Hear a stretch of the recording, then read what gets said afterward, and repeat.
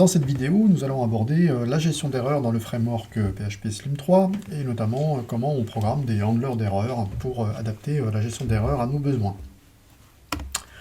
Alors, en Slim 3, lorsqu'une erreur, c'est-à-dire une exception ou une erreur n'est pas traitée, c'est-à-dire qu'elle n'est pas incluse dans un catch, Slim appelle une fonction qu'on appelle un handler d'erreur, et cette fonction va être appelée et recevoir en paramètre la requête ainsi que la réponse et, le cas échéant, des informations liées au type d'erreur. Dans Slim, les handlers d'erreur sont enregistrés dans le conteneur d'injection de dépendance. Ce sont en fait des services enregistrés dans ce conteneur. Alors ça, c'est une bonne nouvelle, parce que puisqu'ils sont dans le conteneur, ça signifie que l'on peut les modifier et les adapter à notre application. Donc on va pouvoir, en modifiant, en ajoutant des entrées dans le conteneur d'injection de dépendance, changer le traitement des erreurs, et notamment changer les messages qui sont renvoyés, adapter les statuts de retour, renvoyer du HTML ou du JSON, selon les cas, selon ce qu'on est en train de programmer. Dans Slim, on a en fait quatre handlers d'erreurs différents qui correspondent à quatre cas d'erreurs différents. Le handler qui s'appelle NotFoundHandler, qui est déclenché lorsque aucune route ne coïncide avec la requête qui est en cours de traitement. Donc le framework a examiné l'ensemble des routes déclarées et n'en a trouvé aucune qui coïncide. Là, il déclenche une exception, et cette exception mène à l'appel, l'exécution du handler NotFoundHandler. Il y a le handler NotAllowedHandler, qui se déclenche lorsque, dans la requête qui est reçue, la méthode n'est pas prévue pour cette URI. C'est-à-dire que le chemin d'URL existe, est déclaré, mais pas pour la méthode reçue. Donc, par exemple, vous avez un put sur une URL pour lequel vous avez programmé un get et un post uniquement. Donc là, dans ce cas-là, l'exception qui est déclanchée mène à l'exécution du handler d'erreur NotAllowedHandler.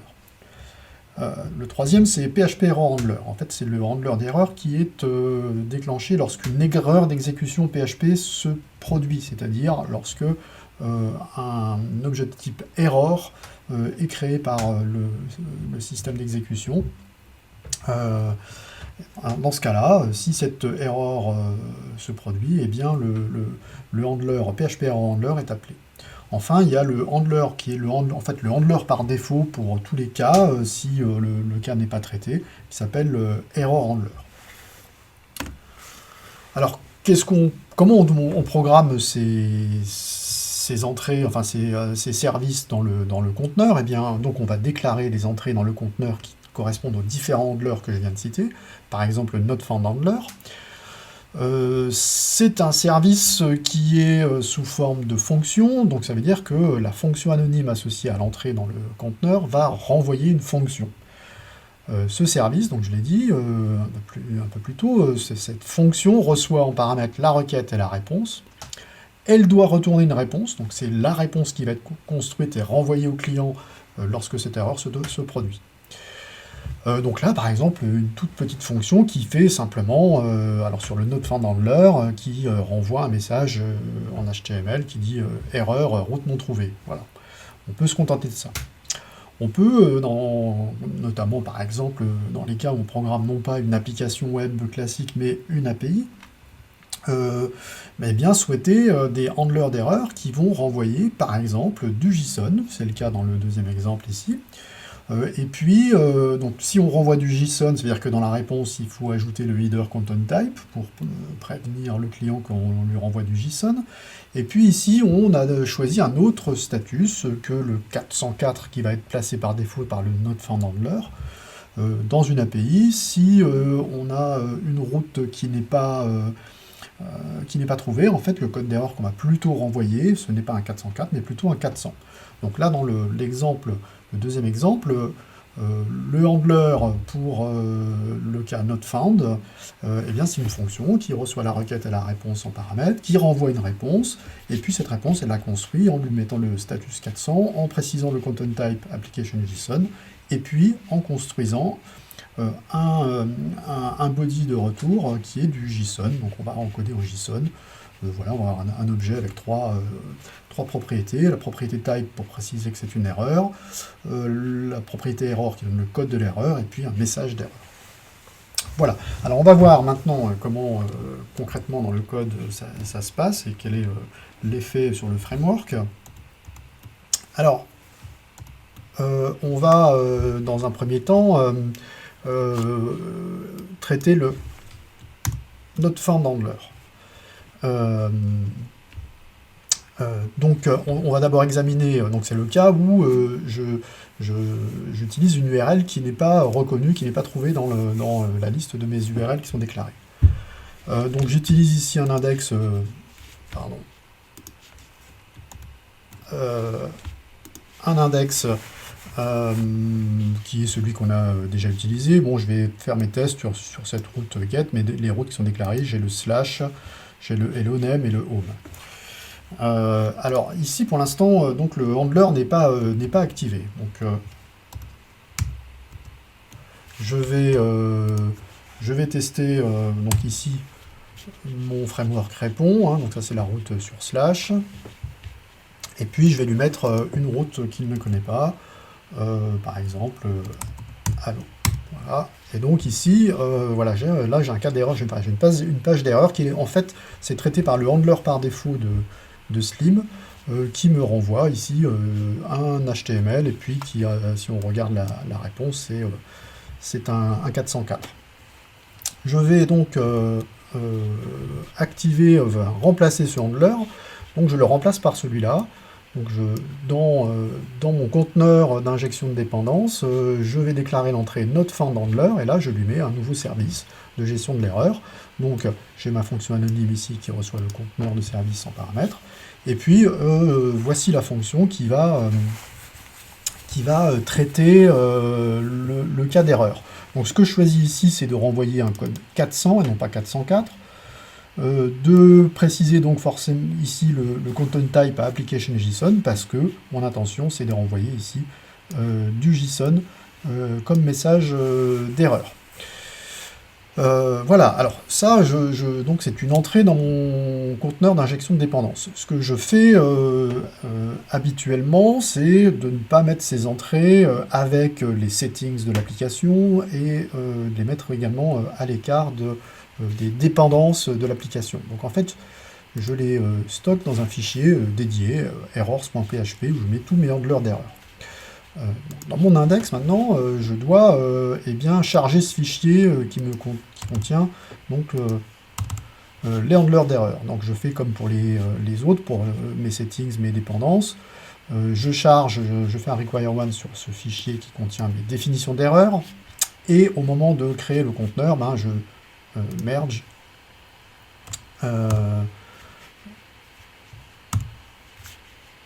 voilà, pas d'erreur.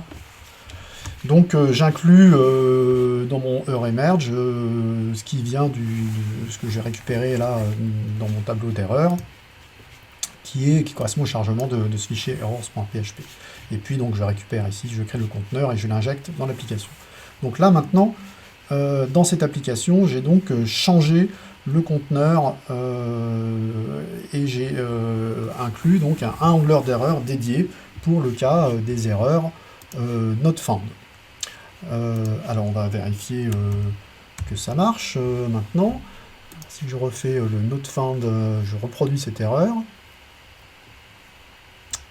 Voilà, donc là, eh bien, mon framework m'a bien renvoyé du JSON. Le code d'erreur, c'est bien le 400, là. Donc j'ai bien, voilà, mon handler d'erreur a bien traité l'erreur qui est une erreur liée ici à une erreur dans l'URI. L'URI n'est pas reconnu.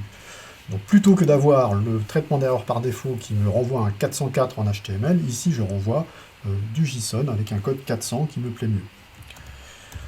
Alors, ce handler, je peux le compléter. Là, il est particulièrement... il ne fait pas grand-chose, il m'envoie juste un message ici.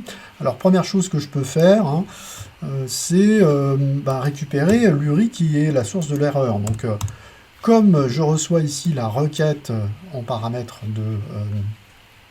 du handler, je peux récupérer l'URI. Voilà, je fais ici un get URI, je récupère cette URI et je vais la mettre dans mon message d'erreur pour donner un peu plus d'informations à mon utilisateur, enfin à l'application qui utilise cette API. Alors ben, on va revoir, on va réexécuter. Voilà, donc là il me dit voilà, l'URI n'est pas correct. Voilà. Donc là c'est vraiment la valeur qui a été cherchée dans la requête. Bien, alors maintenant je voudrais, donc là je suis en train de traiter une erreur. Donc ce qu'on fait quand on a des erreurs, très souvent, c'est les loguer, donc enregistrer dans un fichier de log. Donc ce que je vais faire ici, c'est dans mes dépendances, j'ai un logger. Je voudrais utiliser ce logger pour aller enregistrer le message d'erreur dans mon fichier de log d'erreur. Alors, pour faire ça, donc j'ai besoin d'avoir accès à mon conteneur de dépendance. Alors, le conteneur, il est là. Il est en paramètre de la fonction anonyme qui est déclarée dans le conteneur. Et il faut que j'arrive à le transmettre ici, à cette fonction-là. Alors pour faire ça, hein, donc pour l'inclure, en fait, je vais le transmettre en l'incluant dans la closure. Et donc en PHP, hein, on fait comme ça. Avec le use, avec la construction use. Et donc là, je suis en train de dire, ben voilà, je donne accès à cette fonction, à cet objet. C'est pas vraiment un passage de paramètres, c'est simplement, il reste dans l'environnement de la fonction, dans la closure, et il reste accessible. Donc je vais pouvoir ici utiliser le conteneur d'injection de dépendance dans les fonctions, dans les handlers d'erreur, en le passant dans la closure, ici, avec la construction use. Donc je peux m'en servir. Alors je vais aller chercher ici un conteneur,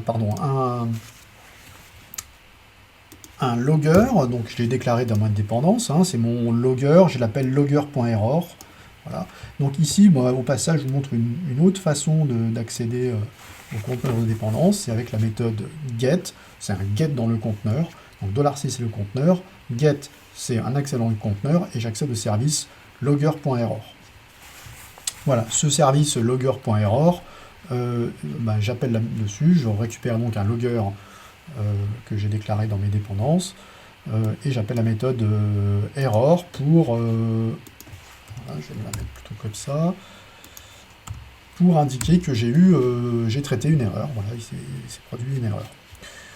Donc on va juste regarder très rapidement la déclaration de ce logger, donc le logger.error, le voilà, là dans mes dependencies, donc c'est un logger monologue, comme je vous ai déjà indiqué, et puis dans mes settings, j'ai déclaré son nom, son niveau de log, et puis le fichier qui va loguer les erreurs. Voilà, donc maintenant j'ai un handler d'erreur qui est capable d'enregistrer dans un fichier de log quand il détecte une erreur. Bien, on va reproduire à nouveau cette erreur. La voilà là. Elle va se produire. Voilà, donc ici j'ai bien l'erreur qui est retournée. On va aller voir ici. Voilà, le voilà ici, l'erreur a été enregistrée dans mon fichier de log. Voilà, donc ce qui est intéressant ici, c'est que dans mes handlers d'erreur, je suis capable d'accéder au conteneur d'injection de dépendance. Alors, on va traiter un autre cas d'erreur, qui est le cas d'erreur où la méthode que j'appelle n'existe pas, n'est pas prévue. Alors, pour faire ça, pour générer cette erreur, pour vous montrer ce qui se passe, je vais en fait déclarer la route, je garde la même, mais je la déclare en post maintenant dans mon index, et puis je vais l'utiliser avec un get. Alors c'est la méthode ici enfin pardon, la route slash, je l'utilise avec un get, et voilà, j'ai le retour d'erreur de Slim. Ça c'est l'erreur par défaut, hein, le traitement de l'erreur par défaut, donc il m'affiche de l'HTML.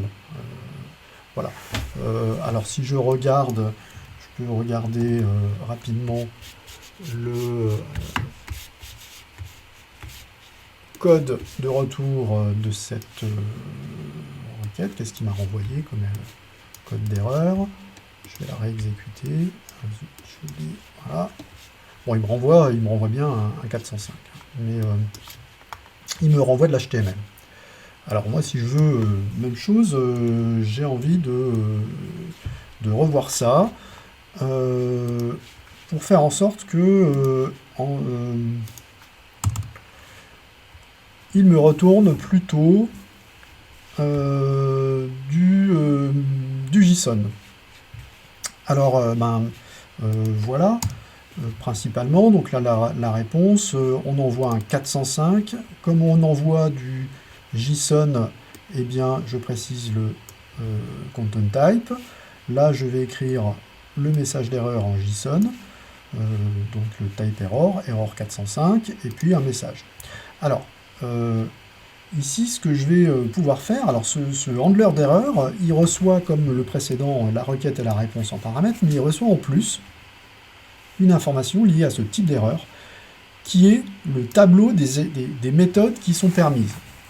Donc, rappelons-nous, hein, ce handler, il est déclenché lorsque on a une requête qui arrive sur une URI qui fait partie des déclarations des routes. Par contre, la méthode ne coïncide pas. Donc, par exemple, on a une méthode get sur une route où il n'y a que le poste. Dans ce tableau ici, ce handler, il reçoit la liste des méthodes qui sont en fait autorisées. Alors bon, du coup, je vais pouvoir m'en servir dans le message d'erreur. Donc ici, je l'ai complété, c'est le message d'erreur. Voilà, ici, je rajoute la méthode devrait être, et ce tableau, je l'implode pour en faire une chaîne de caractères. Donc j'affiche la liste des méthodes qui étaient autorisées pour cette route. Alors j'ai rajouté quelques informations.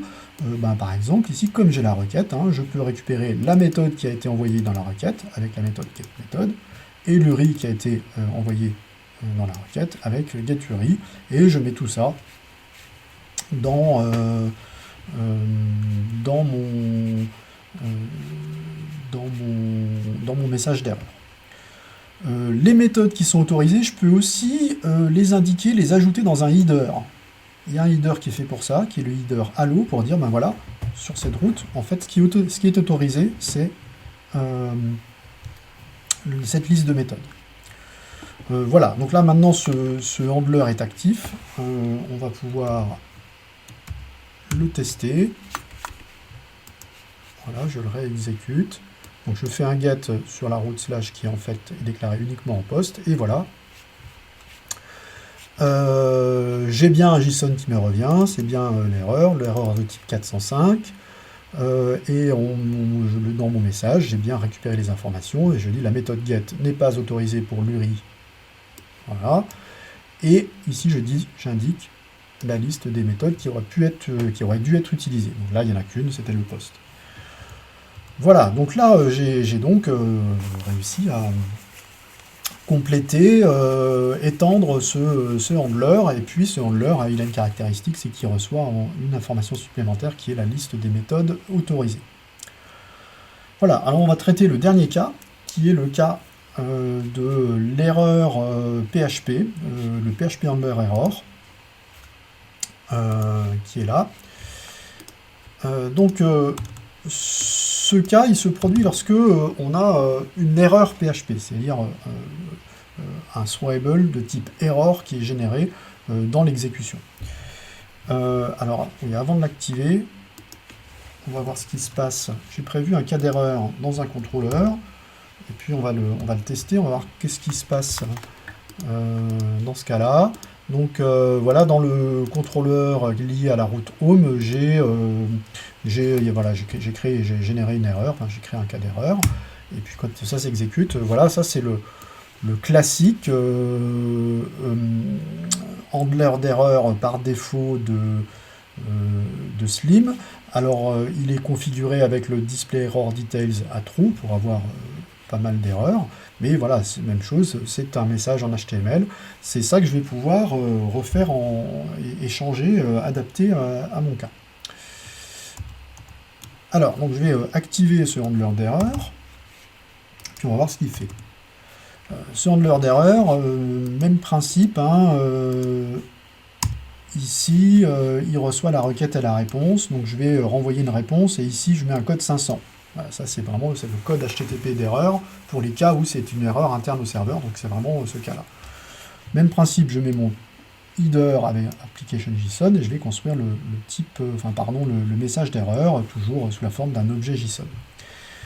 Ici, ce handler d'erreur, il reçoit en plus un troisième paramètre qui est l'erreur, sous la forme de l'objet de type erreur, hein, qui s'est produite.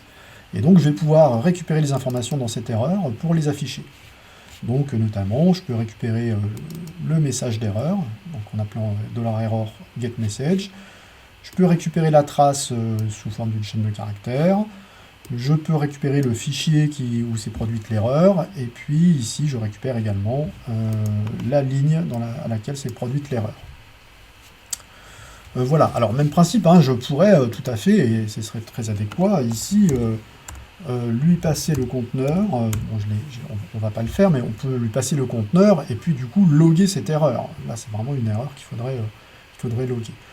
Comme dans tous les handlers d'erreur. Alors maintenant, on va tester ce cas à l'exécution, et on va voir ce qui se passe. Donc,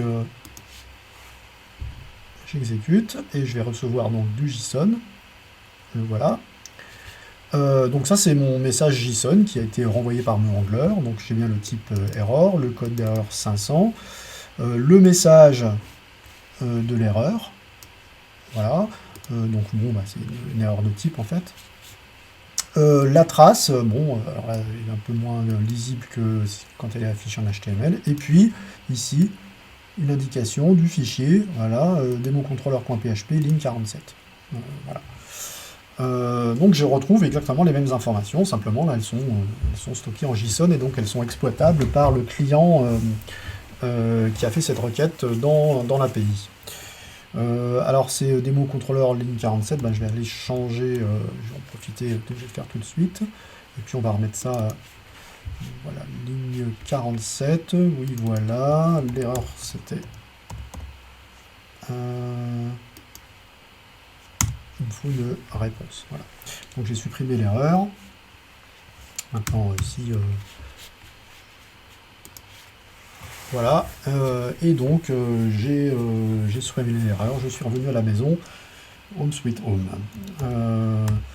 Voilà, et bien donc, pour résumer, ici, j'ai redéclaré mes trois handlers qui me traitent les différentes erreurs, et puis je les ai reprogrammés de façon à ce que ils me renvoient plutôt du JSON dans la réponse. J'ai également, dans le cas du NodeFindHandler, changé le status de retour. J'ai mis un status de retour qui me plaît mieux. Et puis maintenant, je suis également capable, lorsque ces erreurs se produisent et sont détectées dans mon application, de loguer le message d'erreur, puisque j'ai accès ici à mon logger qui est déclaré dans mon conteneur d'injection de dépendance. Bon, voilà, il n'y a plus qu'à programmer maintenant.